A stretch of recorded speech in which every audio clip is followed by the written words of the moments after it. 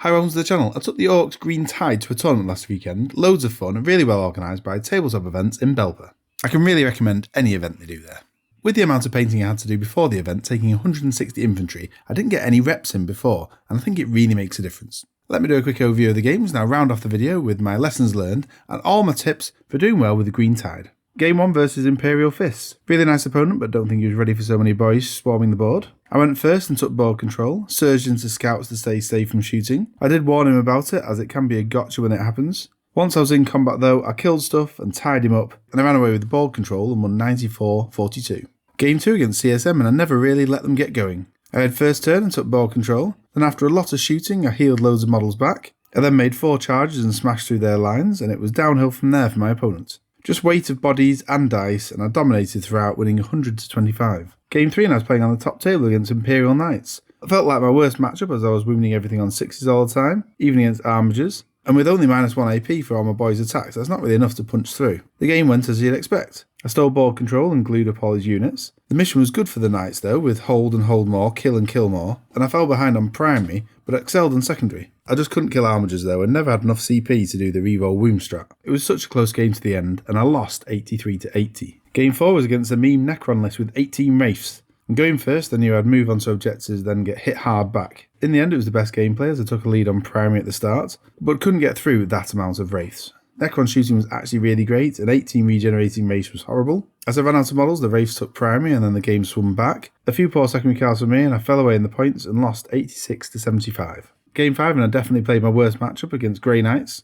3 Uber Flamer Land Raiders and Dread Knights with Flamers. High toughness and a great counter with Overwatching the Boyz. And they can shoot into combat with also hitting Flamers. They were horrible. I played fixed secondaries and went super cagey and managed to kill surprising amounts of stuff. My Gretchin gave me no CP the whole game and I was strapped. I also forgot about my reserves and 235 points died turn 4. I should have been more aggressive to get more primary, but not sure. I could have won it anyway. It felt closer than the result said when I lost 91-77.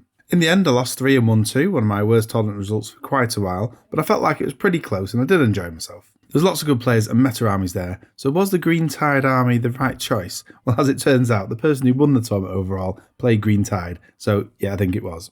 Our lists were quite different, and mine's in the description below if you're interested, and I think the big difference is he did a lot of reps before, and I'd definitely change my army now. So a quick summary of the lessons. It's a lot of fun and you do roll a ton of dice. It's slow to play because of the amount of melee and dice rolling. Time was an issue in every game. Marine matchups are really good. They just don't have enough attacks and then die quite well to being hit in melee. There are some hard counters which I ran into in the weekend. Anything with high toughness. The strength 4 boys wounding on 5s and 6s is a struggle. Reroll wound strat is great, but you only get to use it for 1 unit in a turn. And I was generally CP strapped for the whole time. I think I missed not having Gaz. His lethal hits aura and damage output make a big difference. CP was an issue and my Gretchin stank. I should have used the CP enhancements instead. Reroll wants to save enhancements and the Meganobz isn't worth it to be honest. Meganobz without Gaz are a bit pillow-fisted. The Shokk Attack Gun was my MVP. Really surprising amount of damage output. And from an Orc that can hit on 3s. The Painboy was amazing. Not just because of the feel no pain for the boys and his own melee. The mortal wounds ability against infantry did the most work for me, especially against Wraiths. I wonder whether 6 units of 20 boys is actually needed. 5 will probably do it. Perhaps 10 in a truck would be a nice change. The Weirdboy is great and he makes your opponent think where he can be going each turn. Stormboyz are cheap, fast, and with the deep strike ability really work for secondary points. A late game advance and charge will rocket them across the board as well. I'd love to know what your experience has been with the Green Tide. Make sure you drop me a comment. I'm at a Heresy event next weekend, and the weekend after is the Birmingham GT, where I'm taking the Chaos Space Marines Soulforge War Pack. All about demon engines. I can't wait. See you again soon. Bye.